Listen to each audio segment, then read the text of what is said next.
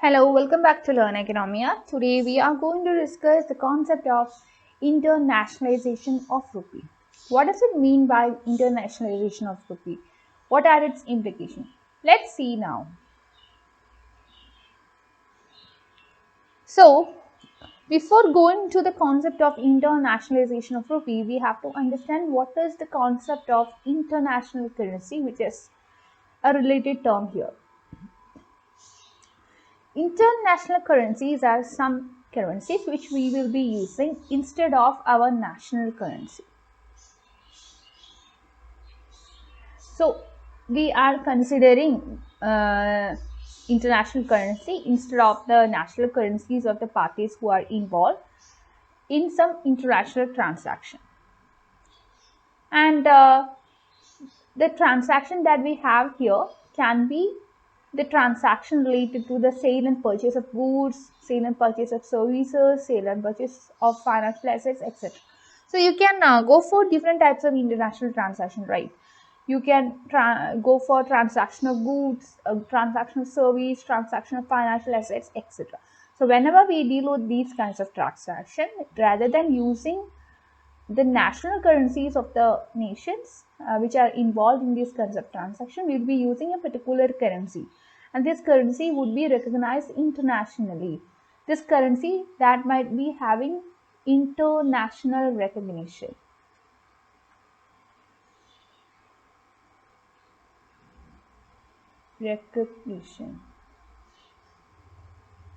NRTIO.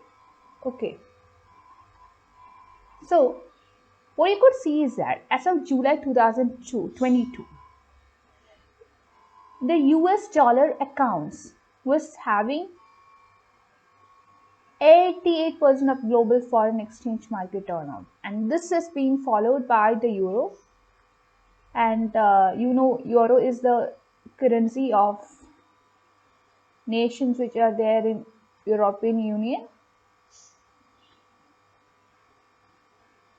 And then after that we had Japanese yen, which is a currency of Japan, and then we had the pound sterling.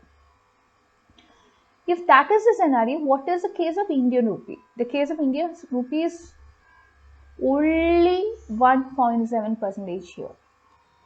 Just compare the case of US dollar and the Indian rupee. You could see that the US dollar, when it comes to international transaction, its share is 88%, but when it comes to Indian rupee, it is only 1.7%. Okay. Now, let's come to the concept of internationalization of Indian rupee. What does it mean? It is actually something that considers the process of the role of Indian currency when it comes to cross-border transaction. What is cross-border transaction? Cross-border means international transaction.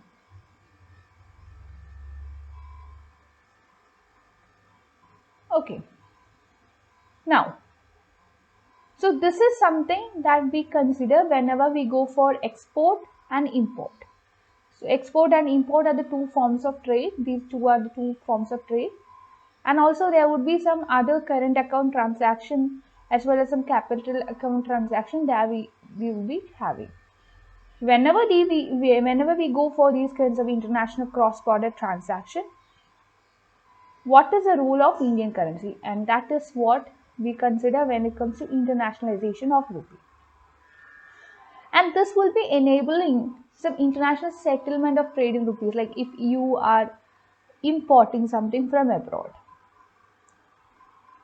you can make payment in terms of Indian rupee itself, and we need not resort to any other currency if Indian rupee has got a wide recognition internationally. What are the driving factors here? So there, if you look back, we could see that there existed some incidents, there's some events, and if you remember, there occurred an event, like there was a removal of 7 Russian banks from SWIFT arrangement. Some Russian banks were taken from SWIFT arrangements. They were removed from SWIFT arrangement. This happened as a result of the Ukraine-induced economic sanctions against Russia, and this acted as a trigger when it comes to internationalization concept of rupee.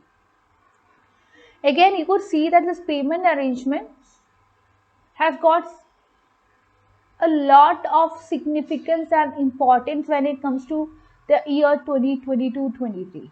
Why? Because now, as a result of these kinds of international tensions that was happening, and also as a result of the need of India for oil. India needs oil for different wants and needs. This is very important for the functioning of our factories, isn't it? So this is important for functioning of factories. This is important for automobiles, and also we need it for automobiles.